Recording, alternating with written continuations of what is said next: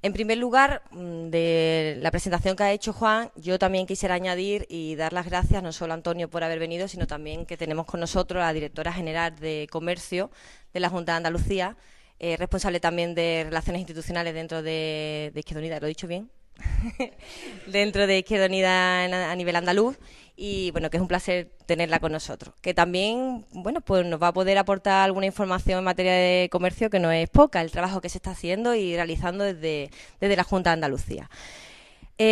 Como bien ha dicho Juan, el tema central quizás, bueno, va a recaer en nuestro protagonista de hoy, que es Antonio, que nos va a hablar, bueno, de la situación que estamos padeciendo a nivel andaluz principalmente, es decir, cuál es en qué momento nos encontramos y qué es lo que está haciendo el gobierno del Partido Popular a las comunidades autónomas, principalmente aquellas que no gobiernan, y qué está haciendo con los servicios públicos, ¿no? Con la sanidad, la educación y el bienestar social.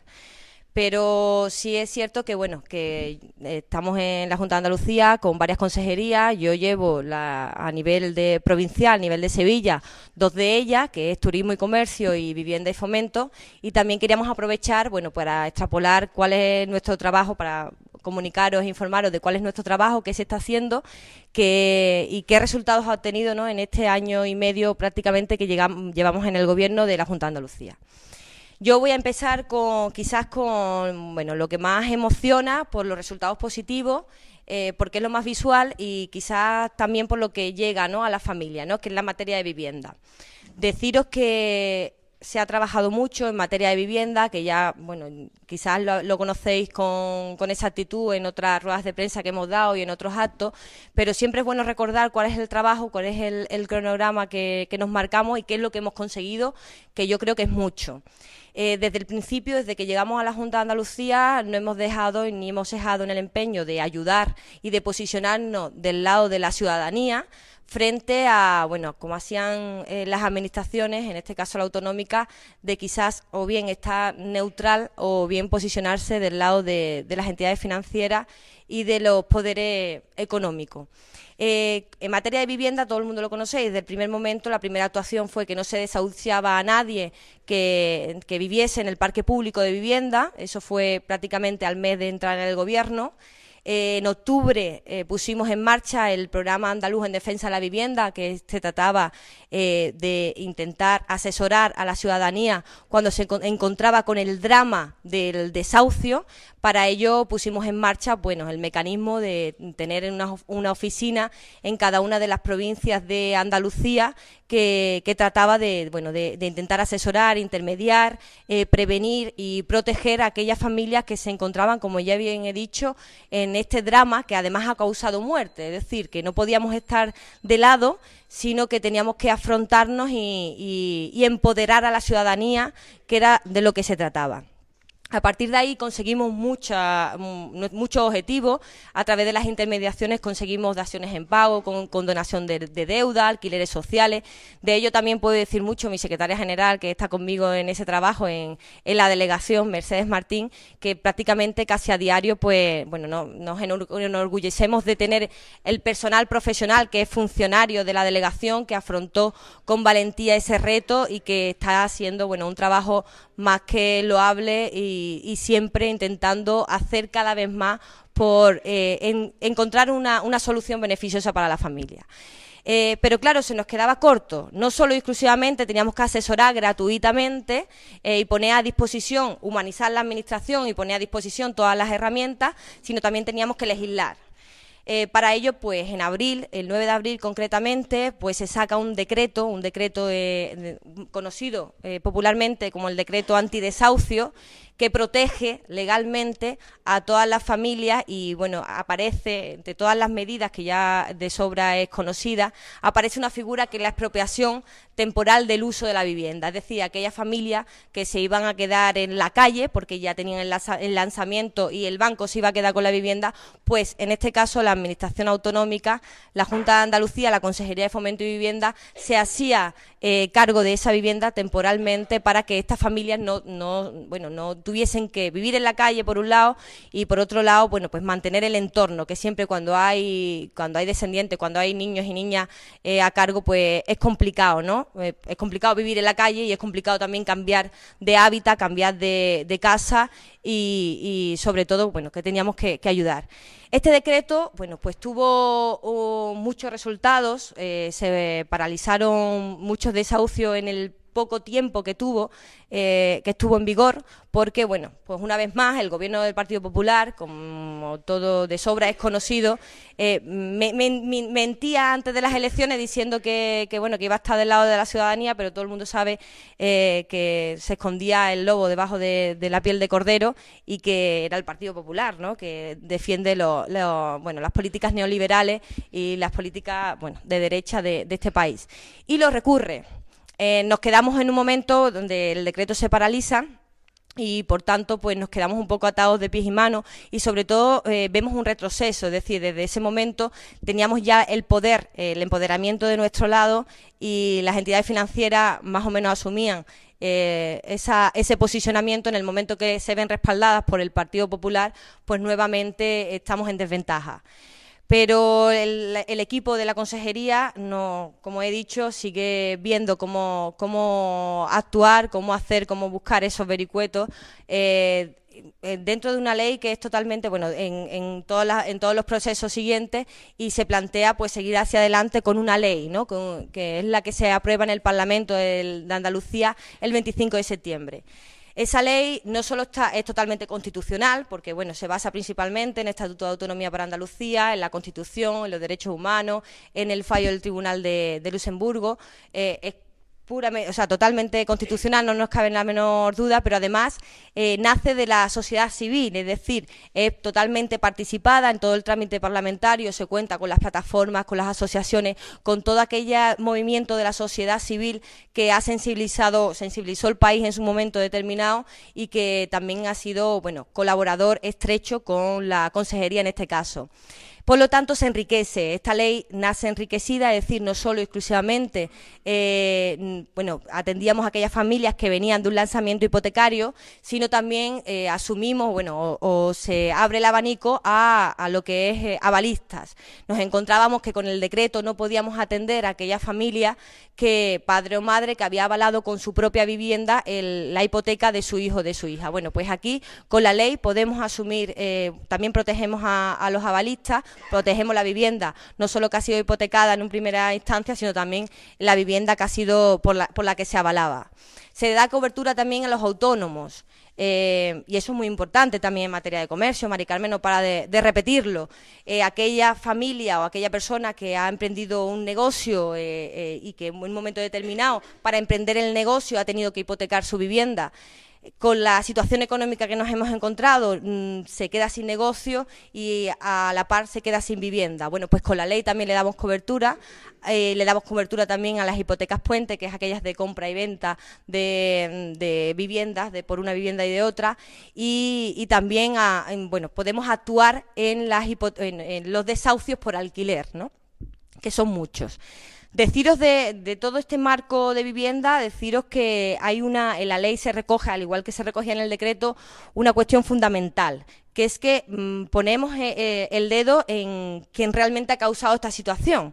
La situación de tener prácticamente 1 millón de viviendas vacías en la comunidad autónoma, viene dado por los poderes económicos, por la situación que se ha generado de neutralidad o quizá vista gorda por parte de algunas administraciones, pero desde aquí, desde Andalucía no podíamos permitir que hubiese viviendas vacías y hubiese gente sin casa. Por lo tanto, a partir de la ley podemos sancionar aquellas viviendas vacías que estén en manos de las entidades financieras, que son las que realmente han especulado con la vivienda.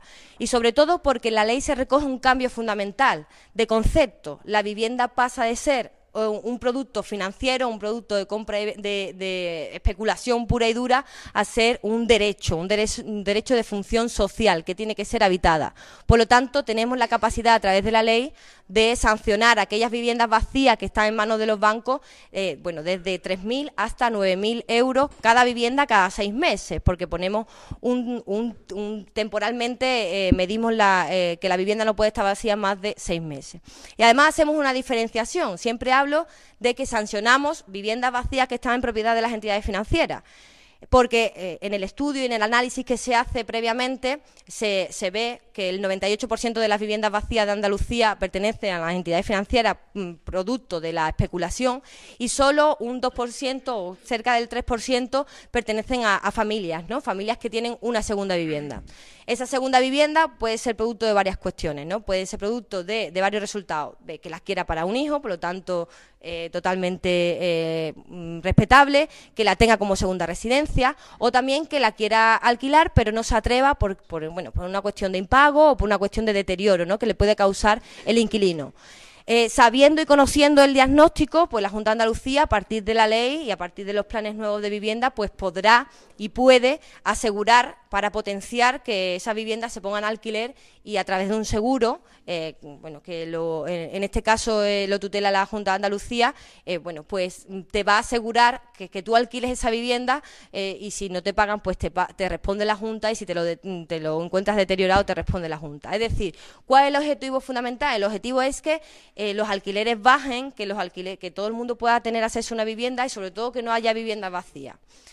Lo he hecho un poco de manera resumida porque yo creo que quien más tiene que hablar aquí es Antonio, pero no me gustaría irme sin que conocierais que esta ley sigue en marcha, que hasta el momento no nos la ha recurrido el Gobierno central, que continuamente le estamos pidiendo al Gobierno central que se siente y que tratemos de manera bilateral que no judicialicemos esto, y que tratemos con el diálogo de manera bilateral Estado-Comunidad Autónoma este asunto, y que podamos darle respuesta a esas familias que lo están pasando realmente mal, y que en estos momentos lo estamos consiguiendo, ¿no?, porque estamos consiguiendo muy buenos resultados y estamos realmente protegiendo. Eso en materia de vivienda. ¿Qué más estamos haciendo? Bueno, pues en materia de turismo y de comercio también estamos posicionándonos. Hemos dado un giro de 180 grados, y en materia de comercio principalmente estamos apostando por la pequeña y mediana empresa, porque la situación que estamos padeciendo en estos momentos, quien cierra es la pequeña y mediana empresa. Quien genera empleo, según los estudios, prácticamente el 95% es del empleo que se genera en el sector comercial, lo genera la pequeña y mediana empresa, frente a las grandes superficies.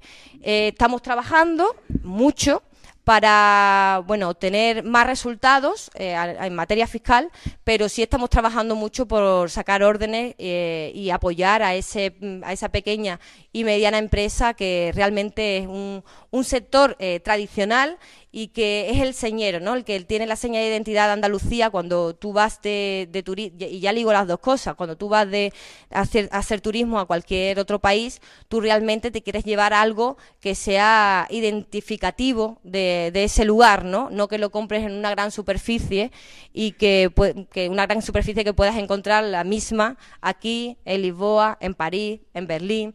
Es decir, tú te quieres llevar algo que realmente sea de la comunidad autónoma. Igualmente estamos trabajando en materia de distribución comercial. Queremos potenciar que también meternos de lleno en la distribución comercial, y que realmente los productos sean andaluces los que se comercialicen, al menos poderles apoyar desde la administración, y en eso no estamos cejando en el empeño, sino que estamos realmente actuando y trabajando conjuntamente con cooperativas para que eso se lleve a cabo. Igual que con la artesanía es un potencial también identificativo, original, y que también muestra. Yo siempre pongo el ejemplo de Japón, ¿no? En Japón los artesanos prácticamente un arte, ¿no? Un arte considerado como de los grandes, equiparado a la pintura, a la arquitectura, y por parte de la administración japonesa pues se cuidan como el que más. Pues la artesanía, en eso estamos haciendo también bastante hincapié con las cartas de artesanos, intentando potenciar que haya cada vez más zonas identificativas de la artesanía y poniendo también la señal de identidad, como no podía ser menos, de Izquierda Unida en toda esa labor. Yo tendría muchas cosas que contaros. Yo creo que esas son las dos claves fundamentales en las cuales estamos trabajando, también en materia de rehabilitación, en materia de sostenibilidad, es decir, potenciar y trabajar las ciudades para que sean más amables, para que sean accesibles. Bueno, en definitiva, todo lo que, digamos, todo el programa con el que nos presentamos a las elecciones, ¿no?, autonómicas es nuestra ruta, ¿no?, que nos marcamos.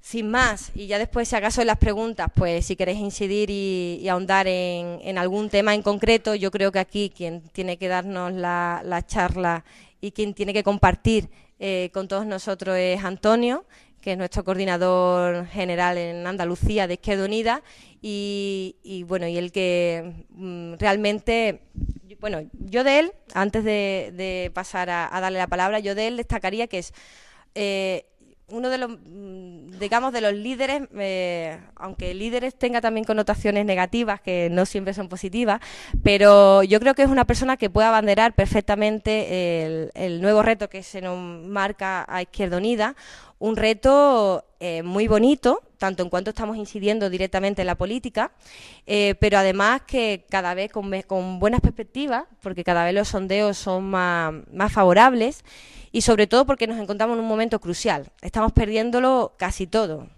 Estamos retrocediéndonos prácticamente a una época casi dictatorial, ¿no?, porque ya están desapareciendo hasta, bueno, televisiones públicas. Y esto lo decía yo el otro día en Twitter, ¿no?, que con este ritmo vamos a llegar a quedarnos con el nodo, solo y exclusivamente. Deciros que Antonio tiene las ideas muy claras, sabe lo que quiere, y sabe lo que es bueno para todos nosotros, es decir, sabe qué marca y qué impronta bueno, incluirle o añadirle a Izquierda Unida, y lo hace muy bien en el sentido de que es capaz de abrirse a todo y sobre todo de estar y de calar, de estar recogiendo todo lo de la ciudadanía, es decir, siempre va allá donde no es un hombre de despacho, es un hombre de calle. Siempre le gusta escuchar y aplicarse el cuento de que se puede aprender en cualquier momento, en cualquier lugar y de cualquier persona. Creo, bueno, por lo menos esa es la percepción que yo tengo de él. En el poco trato que hemos tenido, es la percepción que tengo de él, que me parece muy positivo y sobre todo creo que es una persona fundamental para estos momentos y yo creo que vamos a tener buenos resultados con él como coordinador general dentro de Izquierda Unida de Andalucía. Sin más, no me enrollo más, le dejo la palabra a Antonio. Muchísimas gracias por estar aquí.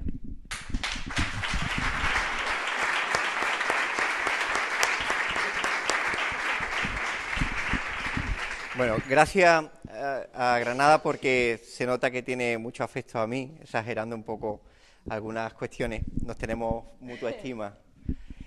Somos compañeros de un proyecto apasionante, como ella ha dicho, en un momento muy complicado.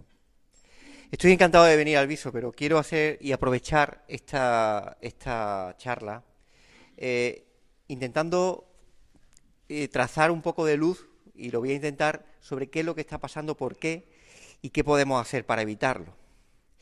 Porque hoy, hace apenas 2 años, 1 mes y 11 días, que el Partido Popular y el Partido Socialista, entonces en el Gobierno, acordaron una reforma de la Constitución española que en su artículo 135.3 decía algo que está suponiendo y está teniendo unas consecuencias absolutamente desastrosas para este país.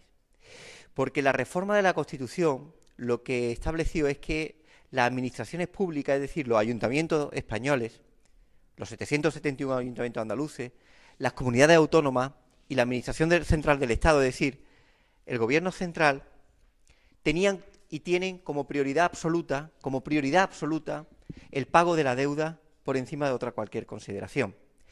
Cuando se pone en la Constitución que esa prioridad es absoluta, es decir, que no hay otra consideración, que no hay otro elemento ni obligación primera, sino que es el pago de la deuda a la banca, tiene consecuencias tremendas, porque a partir de ahí se justifica toda una serie de leyes que están empeorando de una forma muy acelerada las condiciones de vida de los españoles y de los andaluces. Porque después de esa reforma del artículo 135, que decía que si un ayuntamiento tiene dinero, lo primero que tiene que hacer es pagar la deuda al banco, pues se ha producido fenómenos como, por ejemplo, en los pueblos de Córdoba y Jaén, donde ante el desastre de la cosecha de la aceituna del año pasado, y también en Sevilla, en la parte del olivar, y teniendo dinero, propusieron hacer planes de empleo para compensar la caída de las peonadas en favor de la gente que no alcanzaba el mínimo para después tener el subsidio. ¿Y sabéis lo que decía el interventor de cada ayuntamiento y les dijo el Ministerio de Hacienda? Que si tenían dinero, como tenían deuda, lo que tenían que hacer con ese remanente positivo, es decir, dinero contante y sonante que tienen los ayuntamientos, es pagar a la deuda.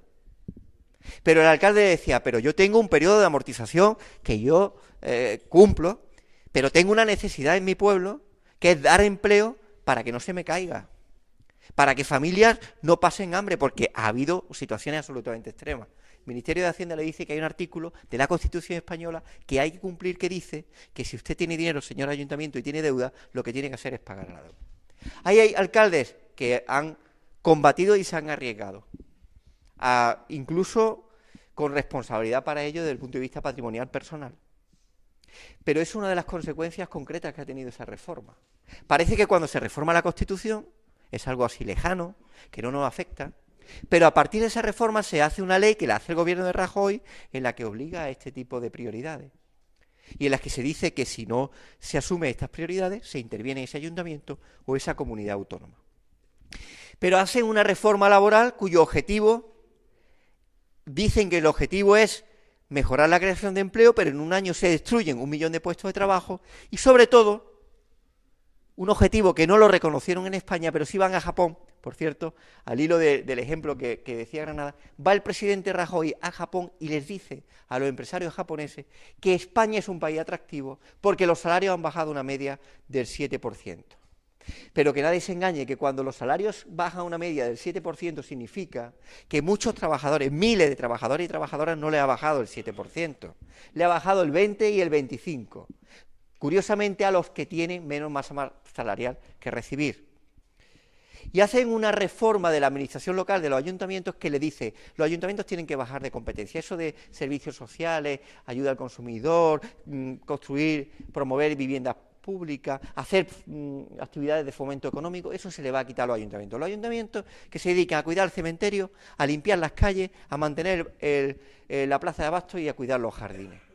Y todo lo que se ha ido consiguiendo durante estos 34 años de servicios, que hay que reconocerlo, sin el impulso de los ayuntamientos no reconoceríamos los pueblos como lo reconocemos ahora, no teníamos ni los colegios, ni los institutos, ni los centros de salud, ni los centros sociales, desaparecerían.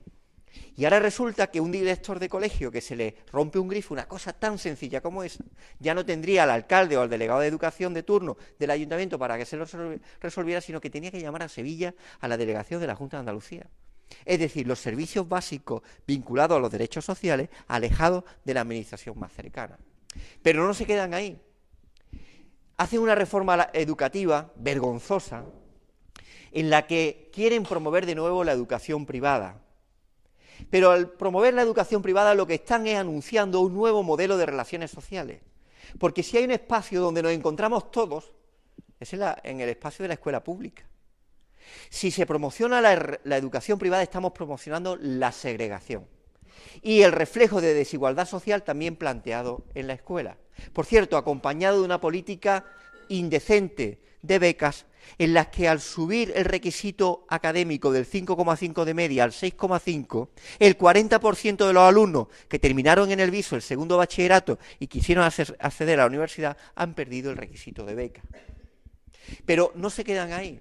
En este proceso de cambio, de darle la vuelta a este país en forma de pérdida de derechos, hacen una reforma de pensiones que ya sabéis lo que promueven.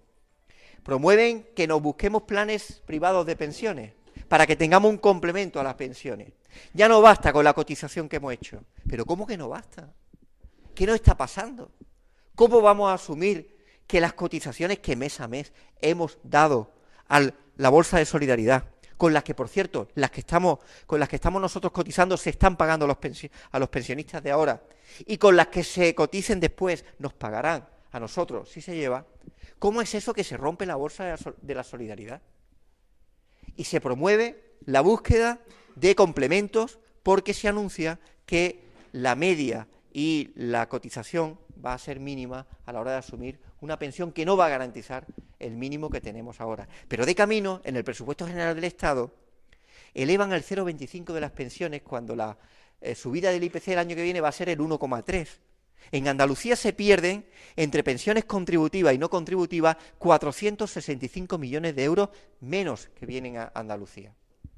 465 millones de euros menos que vienen al bolsillo de los pensionistas y las pensionistas que ahora mismo están estirando esa pensión en favor de los hijos y de los nietos que se encuentran con problemas hipotecarios o con pérdida de empleo y por tanto necesidad de asumir una ayuda de fuera.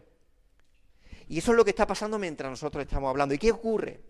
Que el fondo de la indecencia en este debate lo supone el caerle en la trampa de las reglas en las que nos imponen ese propio debate. Solamente se habla de contención del gasto, de recortes, recortes, recortes, de que hemos vivido por encima de nuestras posibilidades, de que tengo un trabajo y me tengo que, santificar. Y no se está hablando, y ahí perdemos si no hablamos, del gran debate que es necesario en este país para resolver, y por cierto, sin el cual será imposible salir de una forma justa de la crisis. ¿Cuál es el debate del que no se habla? Del que nadie habla, ni los grandes medios de comunicación, ni los grandes foros económicos de las grandes empresas ni de la banca, ni siquiera de todos los partidos políticos. Y que Izquierda Unida tiene una obligación en plantearlo en estos foros y en todos. No se habla del debate de ingresos en este país. Nadie habla de que un Estado que financia carreteras, que financia infraestructura, que empuja a la pequeña empresa para que inicie una actividad económica, que construye colegios, que mantiene centros de salud o hospitales, necesita ingresos para mantenerse. Y mientras nosotros estamos hablando, la hora que nosotros estemos aquí, habrá como fraude fiscal en España 10.300.000 euros, en una hora. En el acto en que nosotros estamos aquí, se defrauda en este país 10.300.000 euros, porque son 90.000 millones de euros los que se defraudan en España. Y nadie habla del debate de ingresos. ¿Cómo es posible que estemos retrocediendo en derechos y nadie afronte la otra pata necesaria para mantener el Estado? Porque 90.000 millones de euros que marean equivalen a 3 veces el presupuesto de la Junta de Andalucía, el presupuesto de la comunidad que tiene más población de España, 8,5 millones de habitantes, la que mantiene a 2.300.000 alumnos que van todos los días a centros universitarios y no universitarios, la que mantiene la red de hospitales públicos y de centros de salud para una población tipo de 8,5 millones que puede ser eventualmente atendida por problemas de salud. Pues el fraude fiscal en este país son 3 veces ese presupuesto. Claro, cuando no enfocamos el debate en la clave de ingresos, estamos siendo devorados y derrotados por quienes quieren ponernos la regla del juego, que es circunscribir todo a la contención del gasto. No se puede gastar, tenemos que recortar, no es sostenible, no son sostenibles las pensiones, no es sostenible el programa de libros de texto, no podemos pagarle a la gente becas para que estudie. Los hijos de los trabajadores, de las capas populares, tenemos que ser pitagorines para estudiar. ¿Pero esto qué es? ¿Esto qué es? Y ya empiezan a hablar de que tampoco es posible, en el caso del ayuntamiento, los servicios de proximidad. Porque se está produciendo un gran debate que es aprovechar la crisis para cambiar las reglas del juego de este país con 2 constantes. La privatización, es decir, el debilitamiento del Estado, un Estado débil, a la americana, en el que cada uno tenga que plantearse la regla del sálvese quien pueda. El que tenga recursos, pagarse una educación de calidad, el que tenga recursos, ser atendido antes para una operación quirúrgica, y el que no tenga, que se aguante. Claro, desde la izquierda que tenemos que plantear que hay un desenfoque, que nadie habla del fraude fiscal ni de la reforma, por cierto, la única reforma que no hace Rajoy, que es la reforma del fisco. Y claro, los grandes grupos de comunicación, la banca, por cierto, grandes grupos de comunicación en los que están penetrando los grandes empresarios de este país.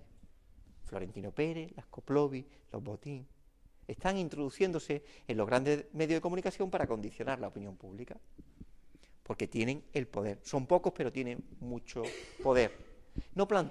Rajoy no plantea la reforma más necesaria de este país, que es la reforma fiscal.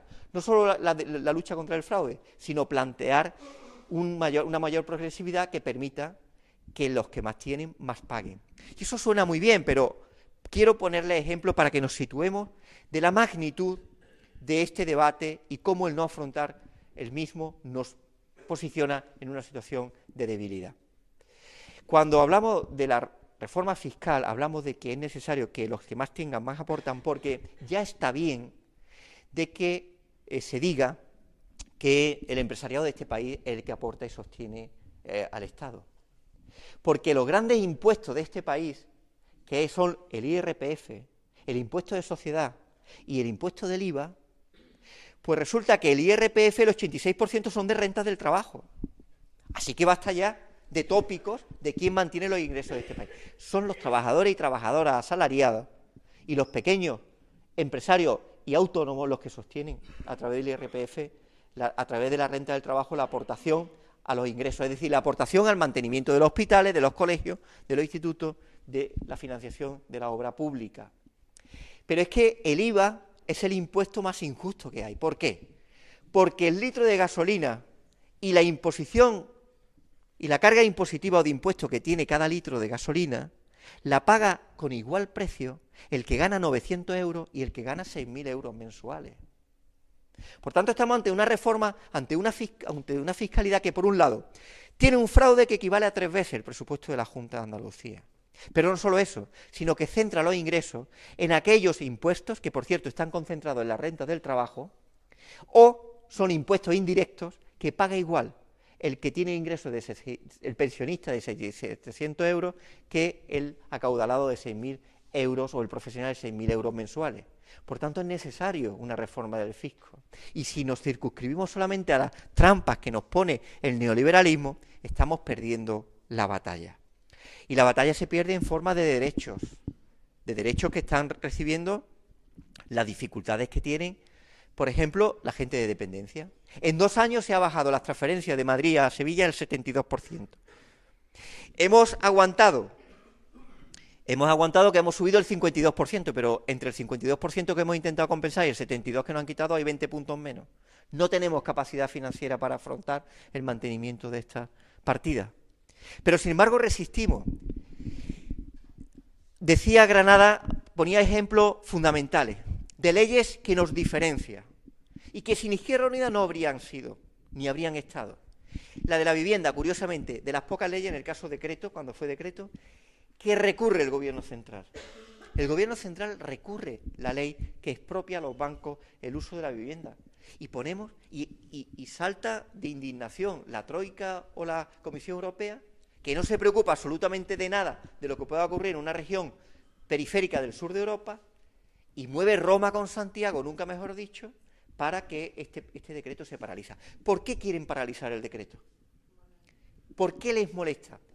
Por algo que es una consecuencia indirecta, que es que el gran logro de ese decreto es que abre el debate y abre una fisura dentro de la norma, con carácter profundamente legal, de para qué sirve la propiedad privada, si para especular o para satisfacer los derechos fundamentales.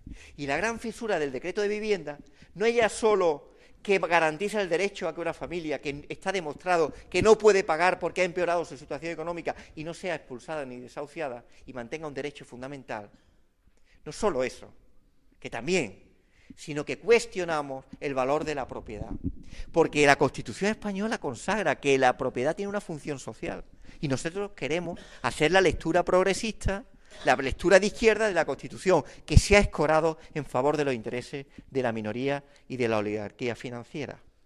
Y qué curioso que los 2 recursos que presenta el Partido Popular contra el Gobierno andaluz son el de la vivienda, esperemos que ahora en la ley no se presenten, pero tengo mis dudas, y el del decreto de medicamentos. Es decir, un decreto de subasta de medicamentos que nos permitía, con el ahorro en la subasta, financiar, seguir manteniendo y financiando los servicios sanitarios de la red pública de Andalucía. Por tanto, estamos en un contexto en el que damos el salto al gobierno andaluz. ¿Por qué? ¿Para qué estamos en el gobierno andaluz? Pues estamos en el gobierno andaluz sobre todo con dos cosas, con dos objetivos. El primero, impedir que en Andalucía el gobierno andaluz se convierta en brazo ejecutor de lo que quiera Montoro. Por tanto, resistimos. En Madrid lo tienen fácil, en Castilla-La Mancha lo han tenido muy fácil y en Valencia lo han tenido muy fácil para recortar. A nosotros nos han quitado 1.220 millones. Y lo que han hecho con facilidad, ¿sabéis lo que ha sido? Para buscar liquidez, privatizar hospitales. Está recurrido en Madrid, pero quieren privatizar 6 hospitales que supone unos ingresos añadidos de 560 millones de euros. Pero también con despidos masivos públicos. En Castilla-La Mancha, que son apenas 2,5 millones de habitantes, han despedido 40.000 empleados públicos. 41.000. Pero es que en Madrid 54.000. Madrid tiene 6 millones de habitantes y Castilla-La Mancha 2,5 millones, que suman lo que hay en Andalucía. Si se aplicara la misma política que han hecho los gobiernos del Partido Popular, estaríamos hablando de 95.000 empleos públicos en despidos. Eso ha hecho el Partido Popular. Lo tiene fácil. Despide, descarga el capítulo 1 de personal en los presupuestos y resuelve el problema deficitario y la disminución de las transferencias. ¿A qué precio estamos dispuestos nosotros a asumir ese escenario? Nunca al precio de disminuir lo público, porque cuando hablamos de público no entendáis que nos referimos al administrativo. No, eso es poquísima cosa. Eso es peccata minuta, a lo que nos dedicamos a los médicos, a las enfermeras y enfermeros, a las profesoras y profesores, a los maestros. Es decir, a los empleados que están vinculados a los servicios sociales. Por tanto, resistimos ¿cómo? Cero reducción de capítulo de personal. Claro, si a ti te quitan 1.220 millones y tú quieres mantener personal porque quieres mantener los servicios públicos, el presupuesto es muy complicado de hacer. Hemos sacrificado, porque algo que hay que sacrificar, si no, os estaría contando, no estaría diciendo toda la verdad, que hemos sacrificado las inversiones. Han disminuido el 12% de inversiones, que es una pasta. ¿Pero por qué hemos optado por mantener los servicios públicos y disminuir las inversiones? Porque las inversiones se pueden recuperar cuando llegue el ciclo expansivo. Pero si nosotros cerramos un hospital, es que no se abre más. Si nosotros cerramos un centro de salud, no se abre más. Si cerramos un colegio rural, no se abre más. Y tenemos que mantener la red de lo que hemos conseguido para establecer desde esa defensa que el mantenimiento en el ciclo expansivo de la economía, cuando empiece otra vez a crecer, podamos desarrollarla. Es verdad, hemos sacrificado las grandes obras públicas, las inversiones. Nuestra consejería se ha sacrificado, bien, pero optamos por un modelo de salida de la crisis diferente en Andalucía. ¿Planteamos políticas de empleo? Sí, hemos subido un 2,8 políticas activas de empleo. Es insuficiente, es verdad, pero la hemos subido. Y hemos mantenido un programa de plan de choque de 200 millones de euros, y los 60 millones contra la exclusión social para la gente que peor lo está pasando. Y hemos mantenido no solo las becas Adriano, sino también la ayuda a las becas universitarias. Y mantenemos algo que no existe en el resto de las comunidades autónomas, que son los libros de texto, 60 millones de euros para que todos los niños y las niñas de Andalucía en educación obligatoria mantengan gratuidad de libro de texto y servicio de comedor. En fin, ¿podíamos haber optado por la inversión y haber hecho caer los servicios? Por supuesto que sí, ahí está la política, en elegir, en el peor de los contextos económicos, en el peor de los contextos, elegir por dónde podemos asumir. Pero aquí tenemos una batalla, que si asumimos el discurso de la derecha política y económica, de que aquí solamente nos dedicamos a recortar el gasto y a contener ese gasto, y no hablamos de los ingresos, de esa indecencia, tenemos una batalla perdida, y es que esta sociedad se convertirá en una sociedad dual, donde la clase media empobrecida desaparecerá en un gran porcentaje, pero eso sí, se elevará el número de ricos. Porque los artículos de lujo en este país no han bajado, han aumentado el 16% con respecto al mismo mes en octubre del año 2012. Por tanto, se está adelantando una sociedad dual. Y nosotros desde Andalucía, con modestia, es verdad, pero con mucha seguridad, mucha convicción, estamos resistiendo a duras penas. Pero tenemos que resistir para decirle a los valencianos, a los castellanos manchegos, a extremeños, a madrileños, a asturianos, que existen otras posibilidades. Por eso tenemos mucha responsabilidad en esta en este gobierno. Y tenemos que decir otra cosa muy clara. Si en lugar de 12 diputados como tenemos, tuviéramos 25, pues serían unos presupuestos más audaces de los que son ahora, evidentemente. Estos no son los presupuestos de Izquierda Unida. Estos son presupuestos en los que Izquierda Unida, en la medida de su representatividad y de su capacidad de negociación, podemos incidir. Y son presupuestos que también inciden con la segunda razón que os dije de por qué estamos en el gobierno. Queremos aprovechar el estar en el gobierno para cambiar de modelo productivo. Hace 7 u 8 años había mucha gente que nos miraba con lejanía cuando advertíamos que el sistema económico basado en el crecimiento a través de la construcción de un único sector tenía unos graves riesgos. Y es que cuando cayera el sector de la construcción, como ha pasado, se venían las industrias auxiliares al garete. Pero también se venía una caída del consumo y, por tanto, de tracción indirecta de también el pequeño comercio. Bien, advertíamos hace 7 u 8 años, no es que no las demos de profeta, pero tampoco era complicado advertir de que aquello era insostenible. Y apostábamos por decir que Andalucía tenía que diseñar un nuevo modelo económico, que tuviera una característica, que fuera la diversidad económica o de sector económico una de sus elementos de identidad, o lo que es lo mismo, que tuviera tal equilibrio entre sectores que el sufrimiento o caída de uno no arrastrara a los demás. No fuera un castillo de naipes. Yo soy de un pueblo de Lucena, de Córdoba. Sabéis que es un pueblo donde el mueble es muy importante. Pero el desarrollo vinculado a la construcción y a llenar de muebles las casas de la costa ha hecho que esa hiperconcentración en un solo sector, cuando se ha venido abajo la construcción, también se ha venido abajo un sector de la madera que tiene que reconvertirse ¿en qué? En la búsqueda de canales de comercialización a través de la exportación. Porque la exportación va a ser uno de los elementos identificativos de ese nuevo modelo productivo. Porque si no estimulamos el consumo interno, tendremos que buscar en el exterior la capacidad de salida del producto para que podamos tejer de nuevo, recuperar el tejido productivo que nos permita internamente devolver pues, los niveles de actividad económica que teníamos, no ya en 2007, que va a ser más complicado, pero al menos que tuviéramos hace 12 años. Porque no estamos como hace 12 años, estamos como hace 20 años. Ese es el problema. Y estamos perdiendo derechos como hace 30 años. Por tanto, tenemos que asumir una actitud, no solo electoral cuando toque, que hay que derribar al gobierno del PP para que no desmantele más este país. Una actitud también de movilización que es necesaria. El fin de semana del 23 al 24, toda España va a movilizarse en las capitales de provincia. En unas comunidades será el 23, en otras como en Andalucía posiblemente el 24. Tendremos que movernos para que se asuste el Partido Popular. Porque si no se asusta, si no nos movilizamos, entenderán que estamos aceptando el recorte de derechos laborales y sociales. Y tenemos que, de verdad, muy importante, cuando nos digan que hemos vivido por encima de las posibilidades, hablarles de fraude fiscal. Cuando digan que quién mantiene los hospitales y los colegios, decir orgullosamente que somos a través de la renta del trabajo como contribuimos a los ingresos. Y hablar de la reforma fiscal que necesita este país, sin la cual no podremos salir de la crisis de una forma justa.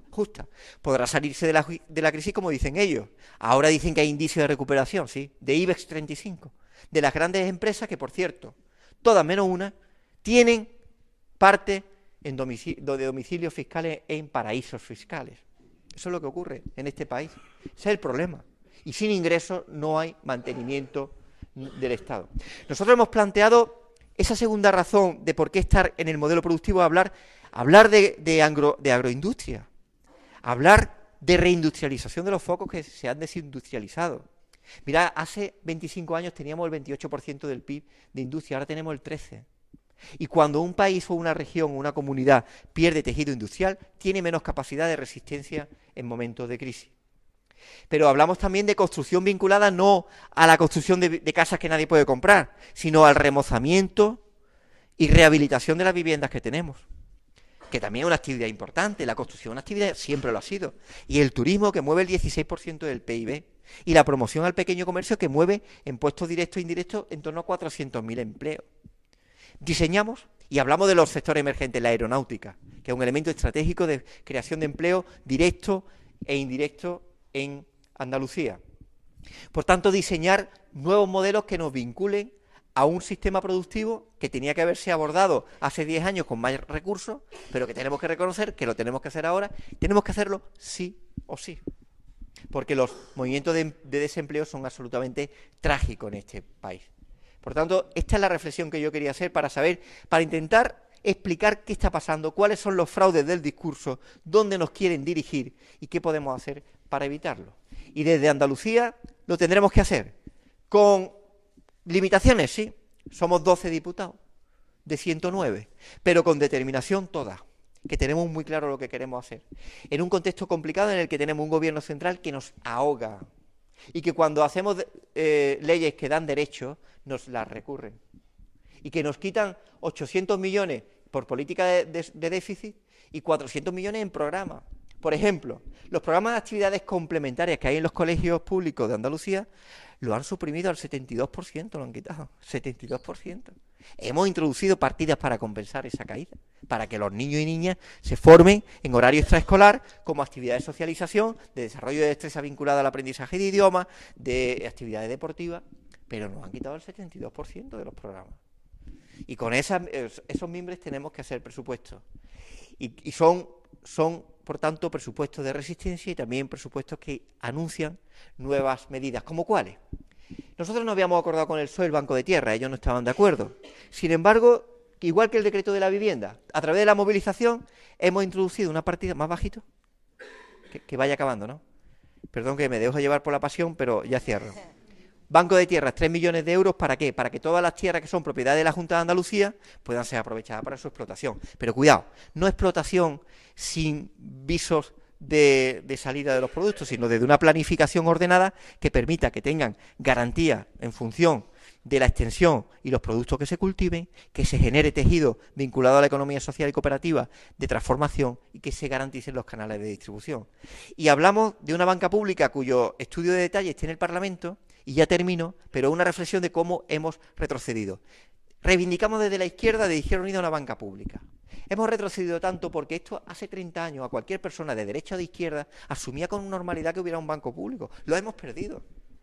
Los hemos perdido y ahora resulta que es una reivindicación de la izquierda, algo que hace 30 años era normal, porque no tenemos banca pública que pueda compensar la falta de crédito que da la banca privada, a la que se le han limpiado las cuentas, se le han concedido 52.000 millones de euros y resulta que 36.000 millones de ellos se lo han perdonado, no los van a devolver. Curiosamente coincide con la cantidad que se van a ahorrar en 9 años en la reforma de las pensiones, 33.000 millones de euros menos para los pensionistas. Aquí está claro como un ejemplo evidente de dónde están las transferencias de los dineros del Estado, para quién van y para quiénes dejan de ir. Por tanto, desde ese diagnóstico de la realidad que existe, la necesidad de que nos rebelemos, porque nosotros somos muchos más que ellos. Y tenemos que perder el miedo porque todavía la gente tiene conciencia de que puede empeorar su situación económica y está paralizada. Y tenemos que romper ese bucle. Y desde esa ruptura yo os animo a la movilización, a no sentirnos derrotados, a decirles que estamos aquí y a desde luego derrotar el gobierno del Partido Popular, porque mientras el Partido Popular esté en Madrid lo tenemos complicado. Y si Izquierda Unida puede, igual que en Andalucía, ser determinante para que en Madrid cambiemos las políticas, yo creo que se abren brotes de esperanza necesarios en un país que necesita, que está hambriento de justicia social. Disculpar a la extensión, pero me parecía importante hacer esta reflexión para situarnos en las coordenadas que nosotros consideramos deben ser abordadas en este momento de debate, en un momento en el que nos jugamos el modelo de país para los próximos 15 o 20 años. Muchas gracias.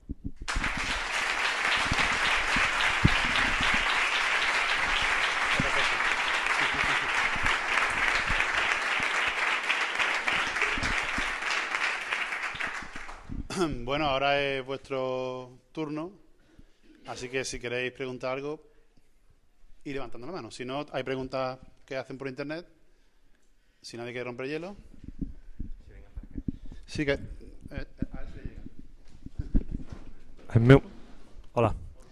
Me gustaría preguntarle a Antonio qué opina sobre estas opiniones o estos sectores de la izquierda que últimamente están planteando acercarse al PSOE para quitar al PP y quitar las políticas de derecha.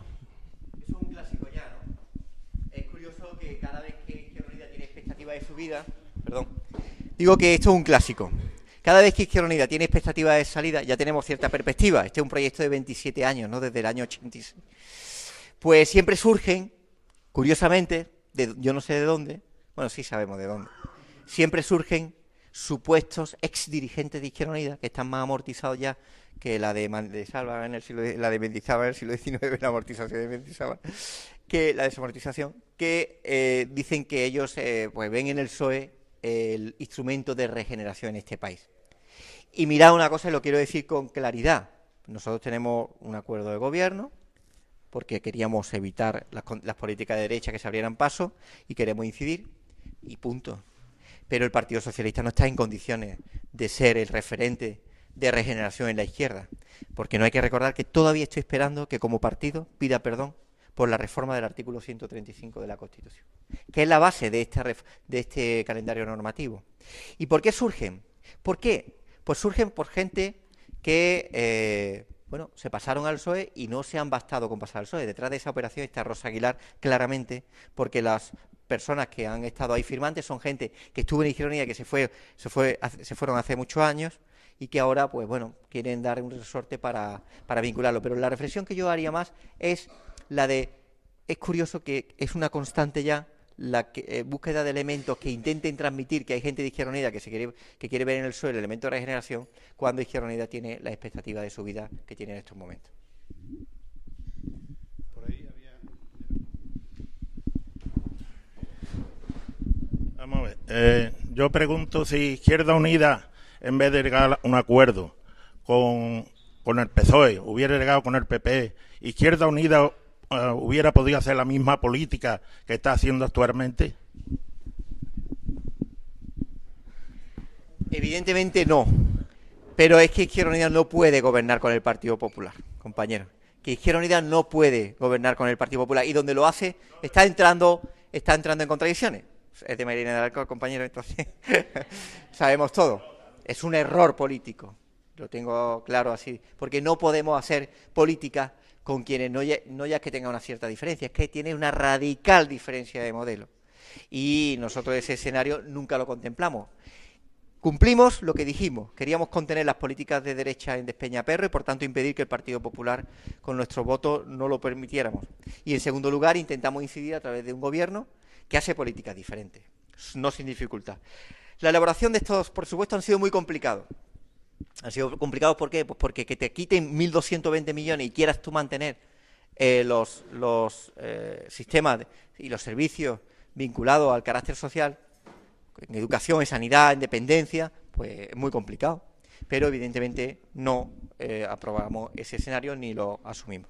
De todas maneras, Antonio, a mí me gustaría añadir que tenemos que partir de una realidad. Es decir, Izquierda Unida tiene que ser partícipe y activa en la ruptura con el bipartidismo. Y hablamos en estos momentos que, bueno, y siempre hemos hablado que con sus matices, por supuesto, sobre todo a nivel social, pero estamos hablando de la troika, del Partido Popular y del Partido Socialista. Antes, en la anterior pregunta, lo decía y lo afirmaba Antonio. El Partido Socialista también es troika. O sea, con los matices, con las diferencias, y yo creo que Izquierda Unida tiene que romper con el bipartidismo y con la troika, siempre que podamos, siempre con la ayuda de la ciudadanía, por supuesto. Conforme más fuerza tengamos allí donde podamos decidir, más fuerza decisoria tendremos. Así que, pero que no nos alejemos de la realidad, que estamos gobernando con la troika. Vamos a dar paso un segundo a una pregunta. Sí, vamos a pasar a una de las que nos ha llegado a través de las redes, la leo tal cual, ¿no?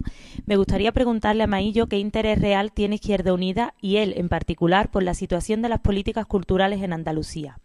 ¿Es aceptable que haya un recorte del 10% en el presupuesto de la Junta de Andalucía y la falta total de un programa que fomente el acceso y la creación cultural? No sirve de nada respuestas generales. Me gustaría conocer acciones y medidas concretas que se plantean desde Izquierda Unida, si es que las hay. Si no las hay, que se digan también. Ha habido un recorte del 10% en cultura, pero yo en este momento no tengo el dato de en qué parte se ha recortado, pero es verdad que ahora mismo está habiendo un deterioro sobre todo en la producción cultural. No es satisfactorio en ese sentido la política que nosotros desarrollamos, pero sí podemos decir que hemos frenado una caída que en años anteriores supuso hasta el 60% de disminución del programa vinculado a la promoción de la cultura. Hemos mantenido, y eso también es política cultural, otra cosa es que estemos de acuerdo o no con la programación, hemos mantenido, sabéis que RTVA no se cierra, es decir, la radio y televisión pública, porque queremos potenciar también en ese ámbito audiovisual políticas culturales.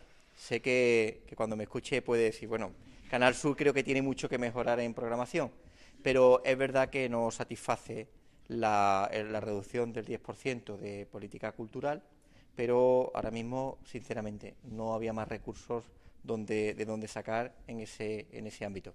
Reconocemos que hay una dificultad del tejido, pero ahora mismo tengo que reconocer que es insatisfactoria la política cultural que hay.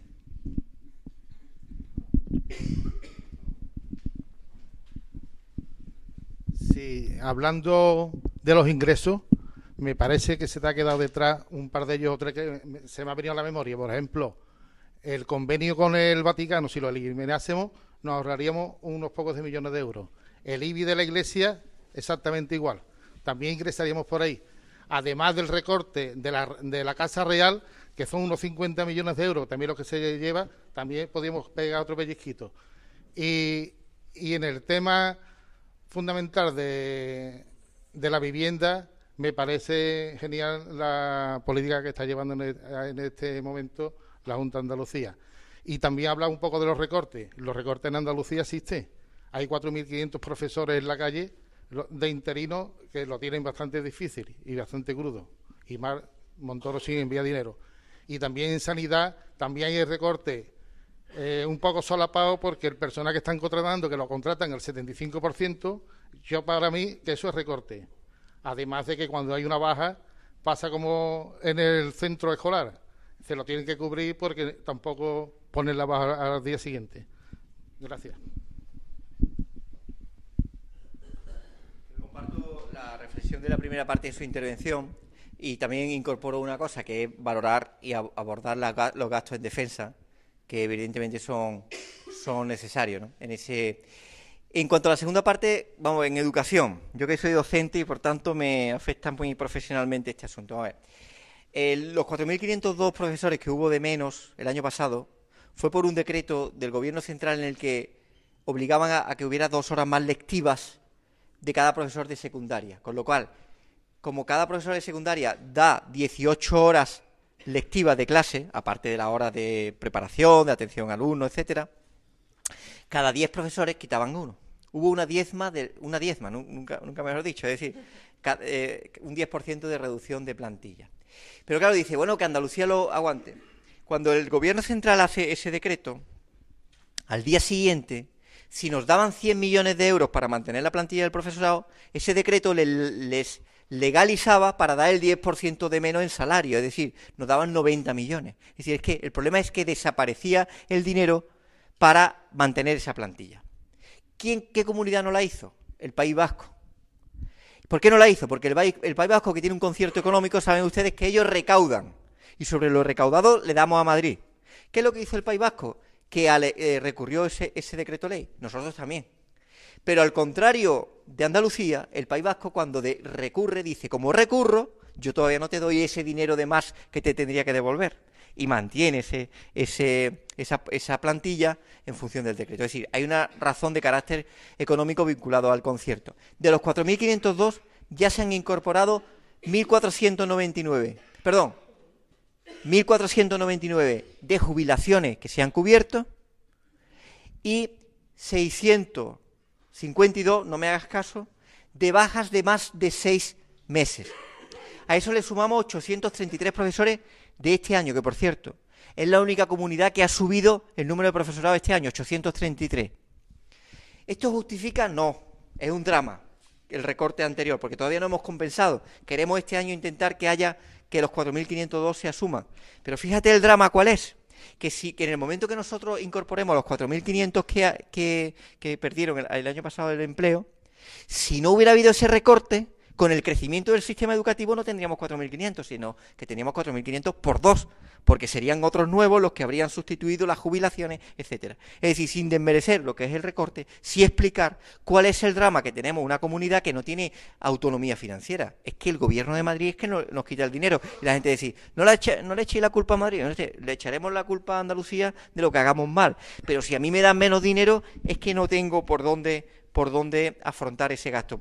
Por tanto, en el sentido de la educación, es verdad, ese recorte y cómo se está afrontando. Y en sanidad yo estoy igual de preocupado que usted. Estamos preocupados porque el año pasado hubo un deterioro de la sanidad y quien diga lo contrario miente. Claro, hubo un deterioro porque hubo una reducción de transferencias. Pero no, ¿cuál ha sido el valor que nosotros defendemos en este presupuesto? Que no hemos permitido que haya recortes adicionales. ¿Que es satisfactorio eso? No, porque el año pasado hubo y provocó un deterioro. Pero al menos que no haya más. ¿En qué? En la reposición. El gobierno de Madrid nos ha dicho que aquí no se repone un médico hasta que no se jubilen 10.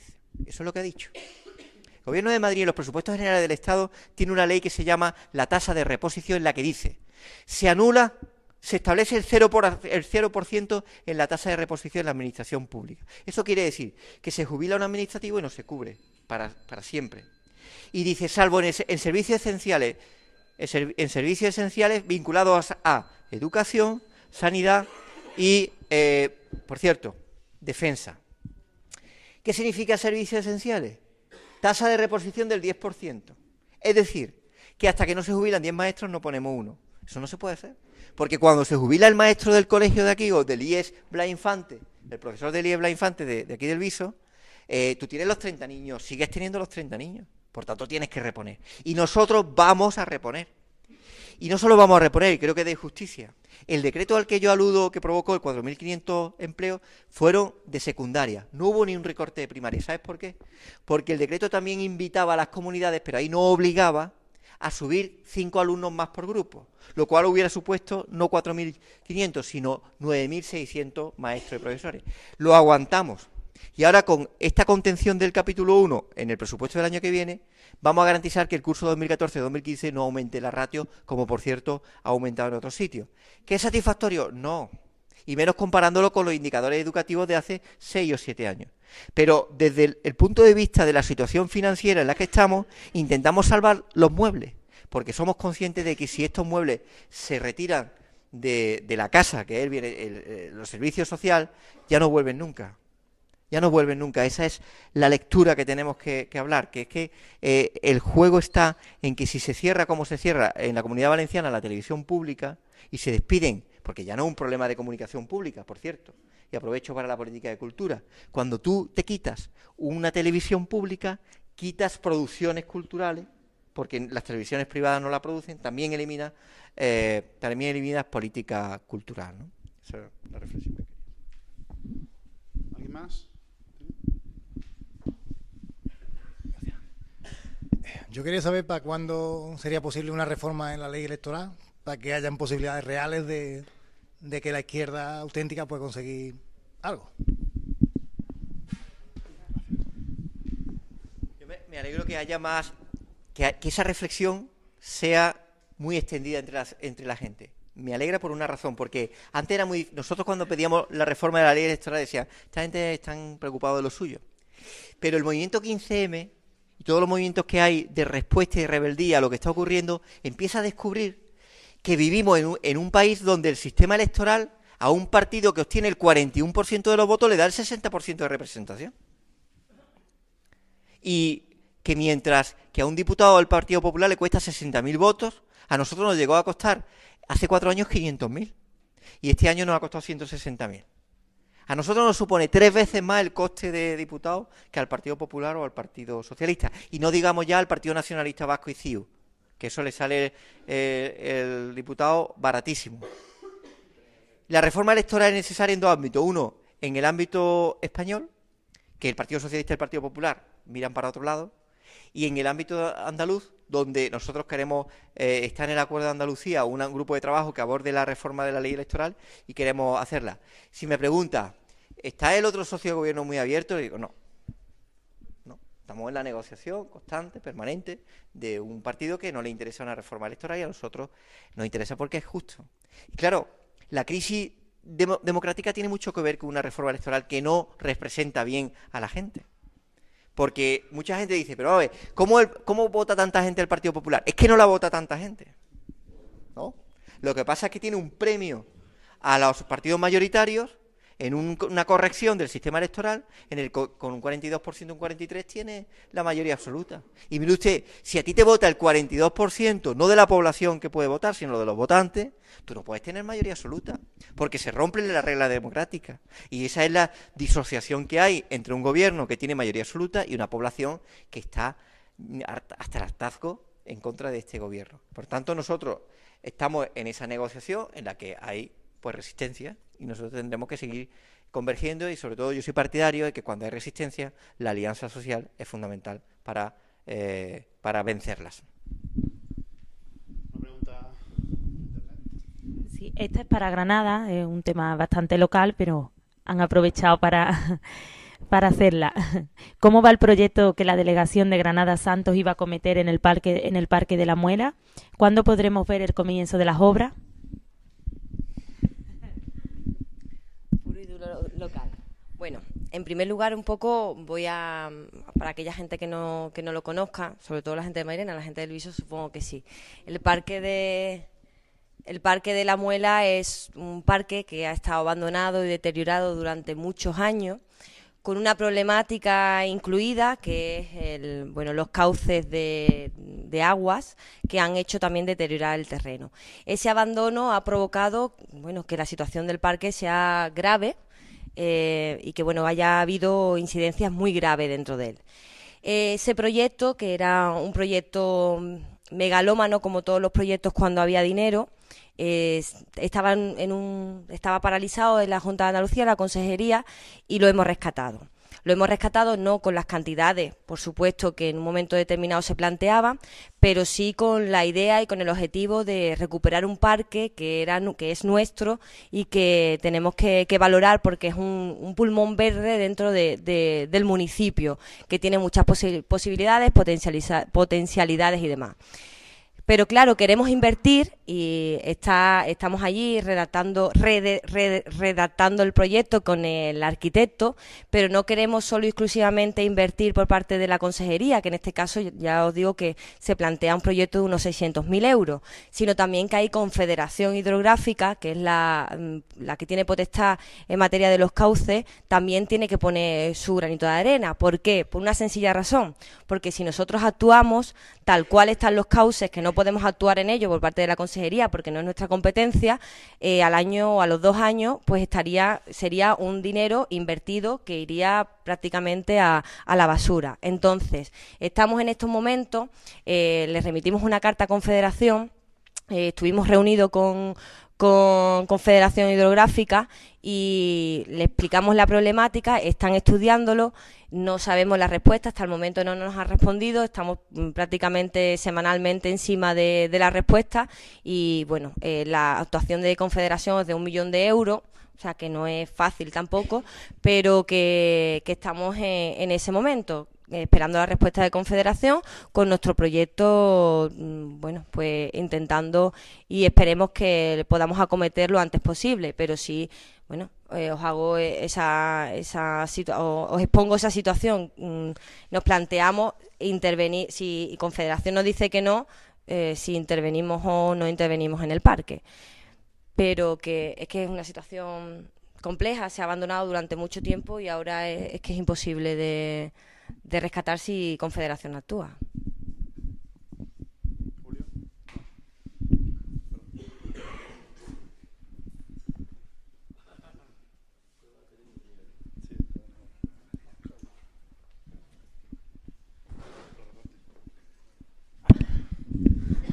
Buenas tardes. El Consejo de Gobierno andaluz presentó unos presupuestos después de una negociación y ese presupuesto pues parece que no ha convencido a toda la organización, cosa que además me parece lógico.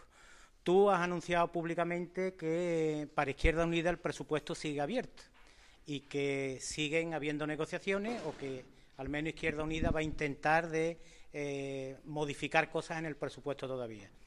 Imagino que esas modificaciones se van a negociar con el PSOE. Imagino, vamos, no sé si se intentará de negociar algo con el PP o no. Pero lo que sí me gustaría es que me dijera en qué Izquierda Unida quiere influir todavía y modificar lo que pueda en los presupuestos ya presentados.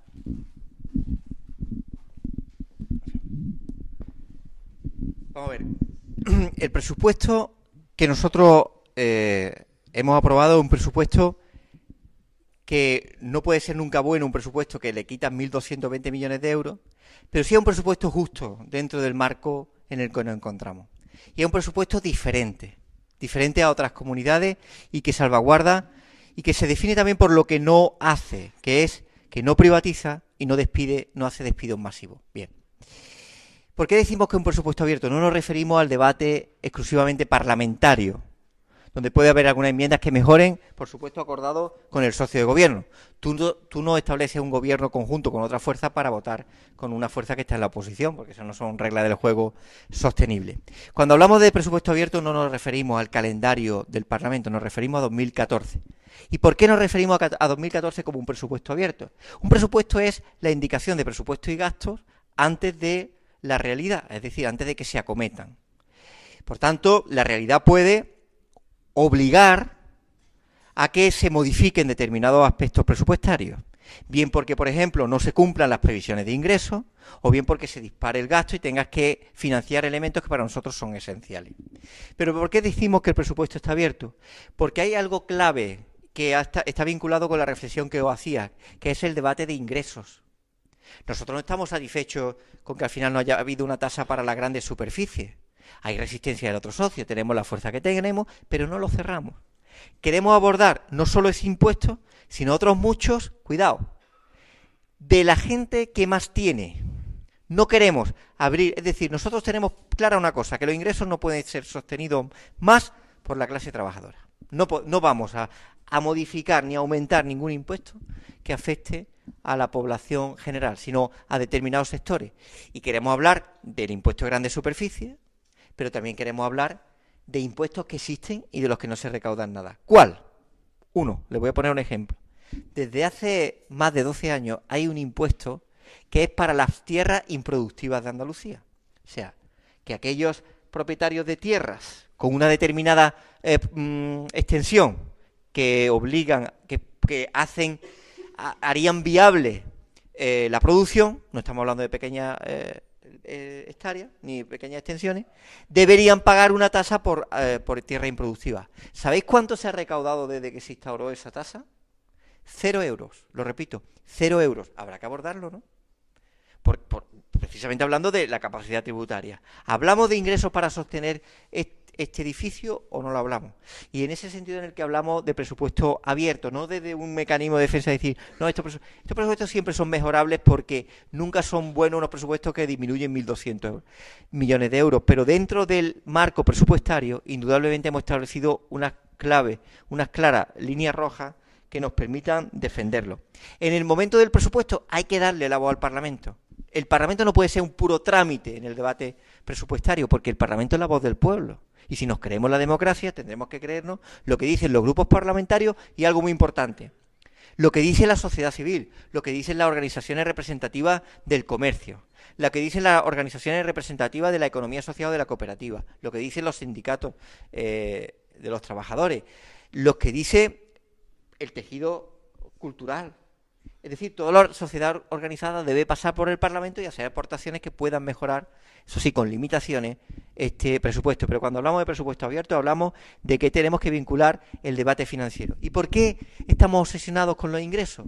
Porque el año que viene hay un debate que va a ser clave para los futuros 6 años en Andalucía, que es el debate del modelo financiero de todas las comunidades. Lo va a sacar Rajoy, lo sacará seguramente después de la europea. Pero van a seguir con un modelo económico que perjudica claramente a Andalucía. ¿Por qué? Porque no tienen en cuenta la población, sino el Producto Interior Bruto. Y al tener en cuenta el Producto Interior Bruto como elemento de financiación de las comunidades, están premiando a las más ricas y perjudicando a las más pobres. Y nosotros cada año, al no tenerse en cuenta en las inversiones la población de Andalucía con respecto a España, perdemos cientos de millones. Este año, por cierto, menos, 57 millones, pero acumulados hasta 600 millones de euros menos que nos correspondería, pues casi 700, por tener un sistema financiero perjudicial. Y el año que viene ese es el debate y tenemos que estar fortalecidos con una política de ingresos que clarifique cuál es la capacidad que tiene el gobierno autónomo de afrontar el debate de ingresos en el marco del nuevo modelo financiero. Sí, esta dice así: ¿para cuándo la renta básica en Andalucía, con las necesidades que hay? La renta básica de Andalucía necesita, sabéis, de un grupo que defina el concepto, la atención, defina el mínimo, y nosotros queremos abrir ese debate. Ahora mismo, con el supuesto, el modelo que hay de una renta básica supondría en torno a 3.000 millones de euros. Y sencillamente no hay. Hay un fondo de solidaridad que se ha contemplado también para el año que viene, que es en torno a 150 millones de euros, que está circunscrito a la gente que está en situación de pobreza o pobreza extrema. Pero sabéis que el fondo de renta básica es garantizar un mínimo ingreso para toda la familia. Lo tenemos programáticamente, queremos afrontarlo en el debate del gobierno, pero es verdad que con la actual correlación de fuerzas no va a ser posible, porque no están de acuerdo las dos fuerzas del gobierno, y por una razón: ahora mismo sí hay una limitación presupuestaria, que es inviable ese proyecto. Pero no solo no renunciamos, sino que queremos convertir la reivindicación de la renta básica a través de la potenciación o bien de iniciativa legislativa popular, o bien a través de la apertura de un grupo de trabajo que defina claramente cuál es el concepto y cómo pudiera ir introduciéndose progresivamente, no con un objetivo del 100%, partidas presupuestarias para los próximos años en función de ese modelo.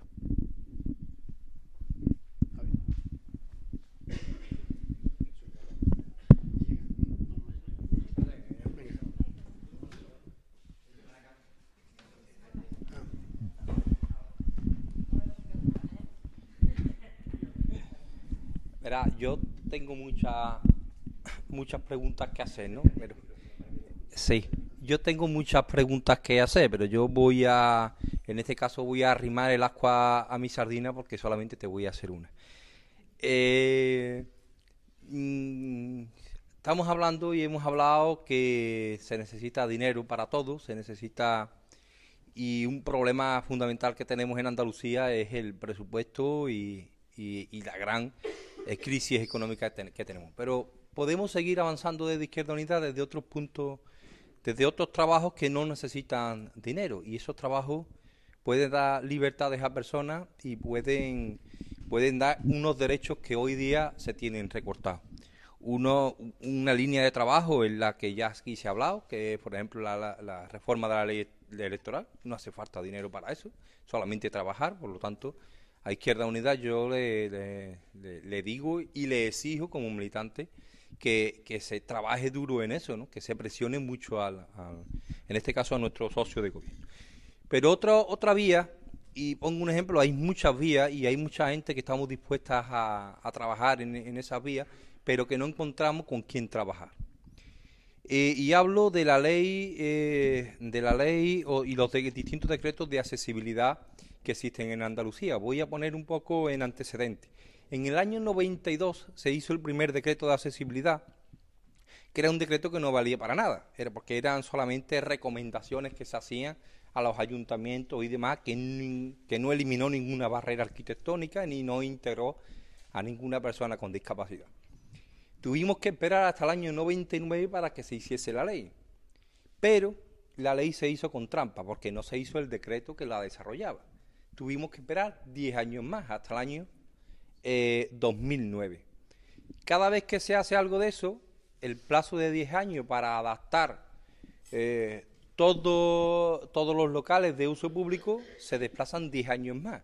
Es decir, que en el año 2009, donde ya se realiza el decreto que desarrolla esta ley, da otros 10 años de plazo, es decir, hasta el 2019, para que todos los locales de uso público se adapten. Es decir, que hoy nos encontramos que a un local que no esté adaptado no se le puede exigir que se adapte.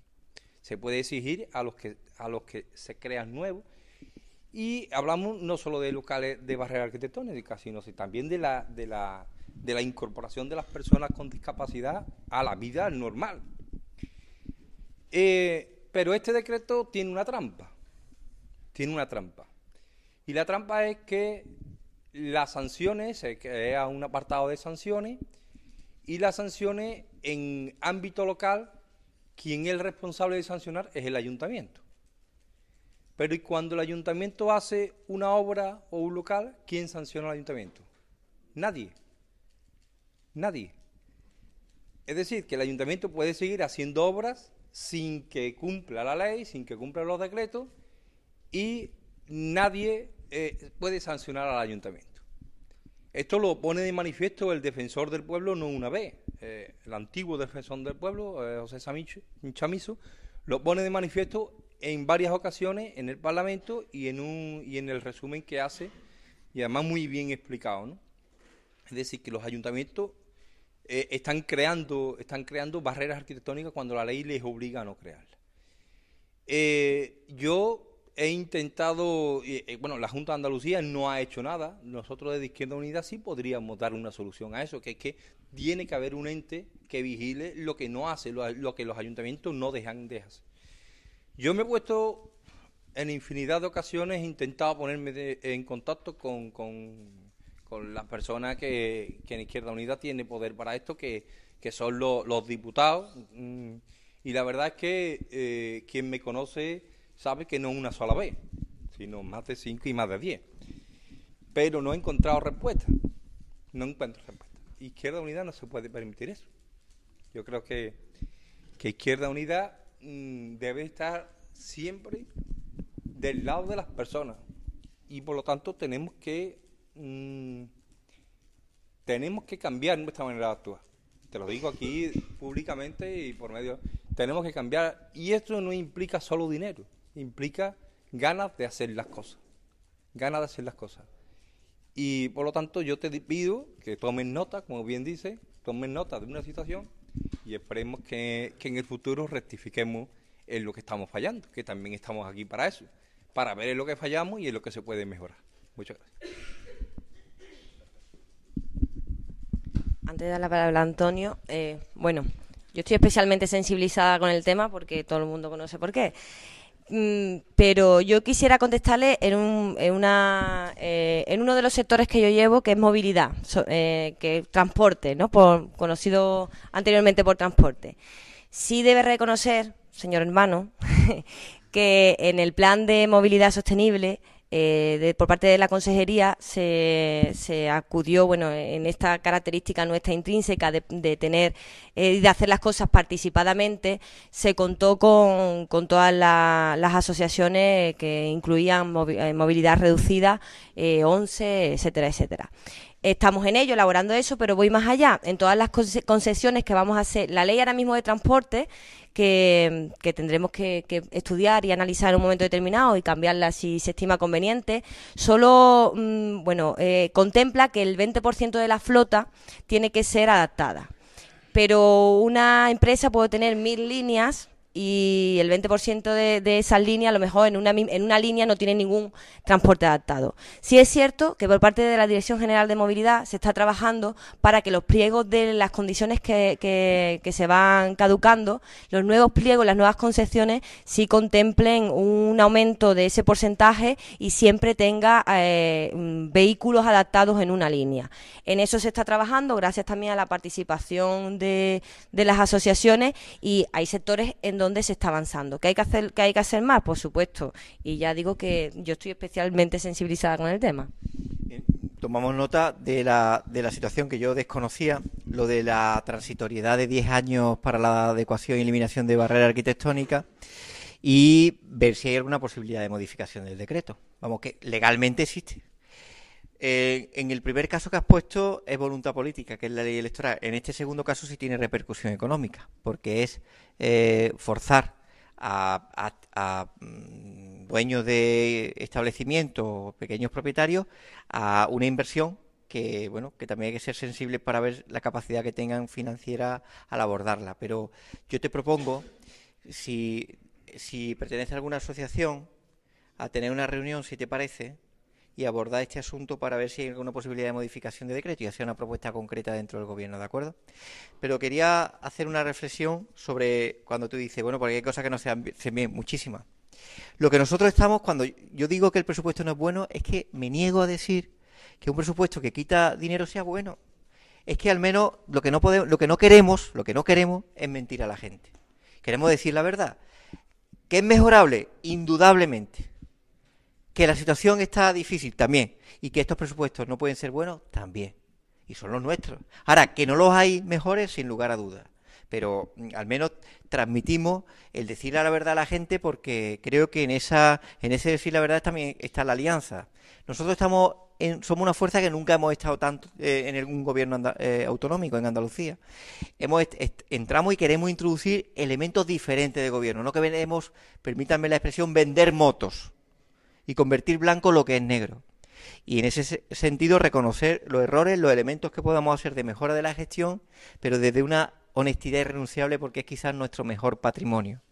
Y concretamente la iniciativa, yo creo que podemos plantearnos hacer una propuesta para convertir ese decreto en algo modificable y ver si es posible, si hay ayudas de promoción de esa adecuación de la eliminación de barreras arquitectónicas o cualesquiera otro. Así que salimos de aquí con esta propuesta de trabajo con el área de servicios sociales, ¿vale?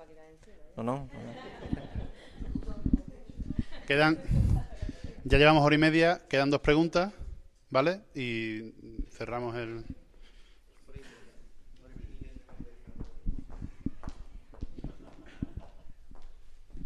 Hola, es una pregunta muy simple.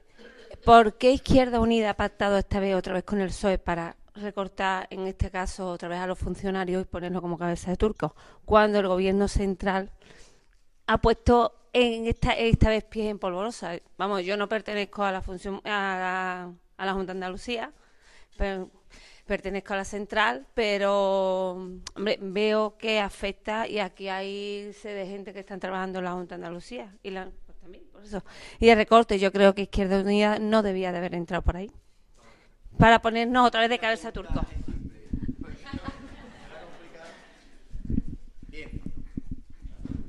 En Andalucía, lo único que no se paga es el complemento adicional de la paga extra. Es decir, un complemento adicional que se introdujo hace 6 años, que complementaba a la paga extraordinaria. Por tanto, no es que no haya paga extra, sino que no. ¿Y nosotros por qué en otras comunidades se ha restituido? Muy fácil, lo he dicho antes. En la Comunidad Valenciana, hecha 45.000 personas, ya tiene muy fácil ponerle el complemento extra autonómico a la paga extra. Teníamos 325 millones de euros y teníamos que decidir si dábamos el complemento adicional de paga extra, es decir, de las 12 pagas a los funcionarios, que tenemos que recuperarlos cuanto antes, o despedir empleo. Porque las mimbres son las que hay. Aquí no hay truco de emitir moneda, decir, emitimos 325 millones de euros y satisfacemos la demanda del funcionario. Yo soy funcionario docente afectado. Y hoy hemos optado por no despedir empleo. Son opciones dramáticas, sin lugar a dudas, pero entre despedir a gente y no recuperar la paga, un complemento de paga extra, creo que dentro de lo malo no es lo peor. ¿Qué es lo que nosotros queremos? Tenemos como objetivo que el año que viene se recupere, pero cuidado, no que se recupere la paga extra, el complemento adicional de paga extra solo, sino que se reconozcan los años que se ha perdido como referencia de recuperación y de compensación. Pero tengo que decirte con claridad que ese fue el dilema trágico, por decirlo en términos de tragedia griega, dilema trágico, porque este es el sentido en el que hemos afrontado estos presupuestos, sobre la carencia de dinero que tenemos y el decir si optamos por despido o por complemento.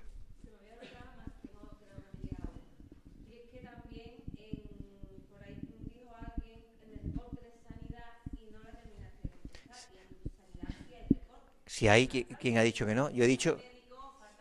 Claro, efectivamente. Claro. Pero yo, perdón, no sé si me he explicado mal. Yo estoy muy preocupado con el deterioro de la sanidad del año pasado. Yo eso es lo que he dicho. lo que hemos hecho nosotros en este presupuesto es que no hay recortes adicionales.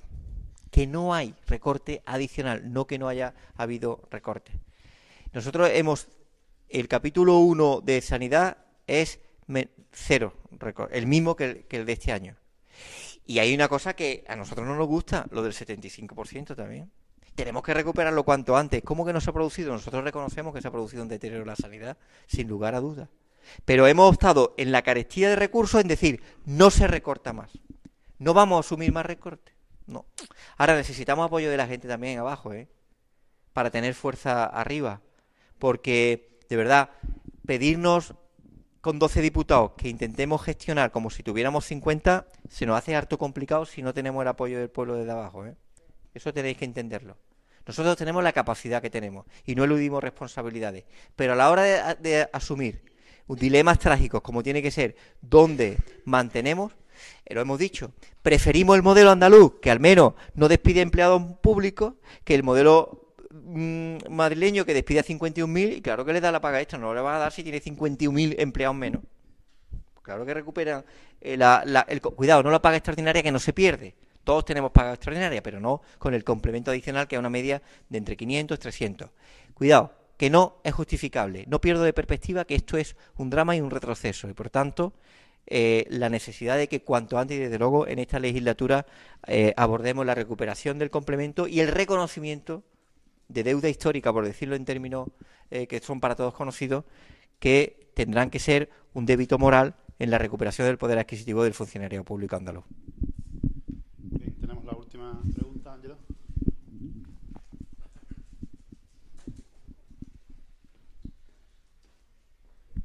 Hola, buenas tardes, Antonio.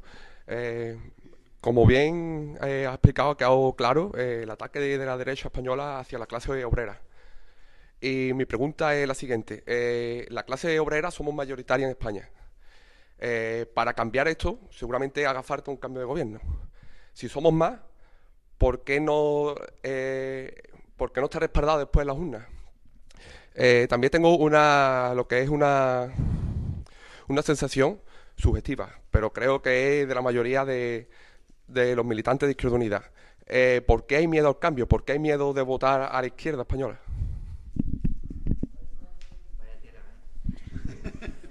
Al final del acto, vaya tela la pregunta. La primera reflexión que ha hecho desde mi punto de vista una reflexión muy interesante que nos concierne a nosotros además con carácter histórico. El gran triunfo del capitalismo, del sistema capitalista, es fraccionar a la clase trabajadora. Ese es el gran triunfo. Porque hay trabajadores y trabajadoras que votan al Partido Popular. Es que hay pensionistas que votan al Partido Popular. Pero un momento. Cuidado. Que ha habido un fraude electoral en este país como nunca. El gobierno de Rajoy dijo que no tocaba las pensiones. Lo dijo, que no tocaría las pensiones. Lo dijo antes de las elecciones y lo dijo después. Y el gobierno de Rajoy ha tocado las pensiones. Por tanto, hay un fraude electoral de engañifa a sectores que naturalmente tendrían que habernos votado. Pero la clave de siendo más, como que no ganamos, la tiene que no solo basta con ser más, sino estar mejor organizados. Y no lo estamos. Y o nos organizamos o nos devoran, Porque nosotros somos más. Pero si estamos fraccionados, si estamos divididos, no tenemos nada que hacer. No tenemos nada que hacer con el capital. Que esa gente sí que está organizada. Son pocos, pero son muy poderosos. Tienen la mayoría de los medios de comunicación, por no decir casi todos, casi. Tienen la forma en la que la gente obtiene una opinión acerca de lo que está ocurriendo, va a través de grupos de comunicación que no son precisamente en defensa de la mayoría social. No lo son. Tú vas a un kiosco de prensa que te encuentra la prensa escrita. Y después tenemos debilidad organizativa, tenemos que organizarnos, por eso en cada acto que voy digo, tenemos que militar, organizarnos y militar, y meternos dentro para ser más, porque organizados nos multiplicamos por 10 y por 11, pero fraccionados no tenemos nada que hacer, y es una reflexión. Segundo elemento de convergencia, nosotros estamos apostando, vamos creciendo, Izquierda Unida va creciendo. Queremos constituir un bloque político, nosotros no queremos que todo el mundo se meta en Izquierda Unida, sino que juntos podamos vencer estas políticas. Y queremos construir para las elecciones europeas, a ver si es posible, un bloque político y social con fuerza emergente de la izquierda transformadora de diferentes comunidades autónomas. Vamos a ver si lo conseguimos. Si lo conseguimos totalmente, magnífico. Si parcialmente, mejor. O bien, está bien. Pero crear camino para ir construyendo, para que en las próximas elecciones generales sí haya una gran convergencia. La izquierda transformadora sin Izquierda Unida es imposible. Pero solo Izquierda Unida no basta. Tiene que incorporarse. Y en ese sentido hay una clave. O nos organizamos o nos devoran. Y eso es así. Podemos edulcorarlo. Podemos decir, compañeros, no pasa nada. No. No hemos venido para animarnos sobre ficciones. O nos organizamos, como siempre, o seguirá el miedo sin cambiar de bando, que es lo que tenemos que hacer. Que el miedo cambie de bando y todavía no lo ha hecho. Bueno, pues hasta aquí ha llegado, después de 1 hora y 40 minutos respondiendo preguntas del compañero Maillo y de compañera Granada. Quería agradeceros vuestra presencia y paciencia. Vuestras preguntas también a la gente que esté en internet, que hay unas cuantas. Y nada, también darles las gracias a Antonio Maillo por haber estado con nosotros, por compartir sus ideas, y a Granada por, como siempre, estar con nosotros. Un aplauso.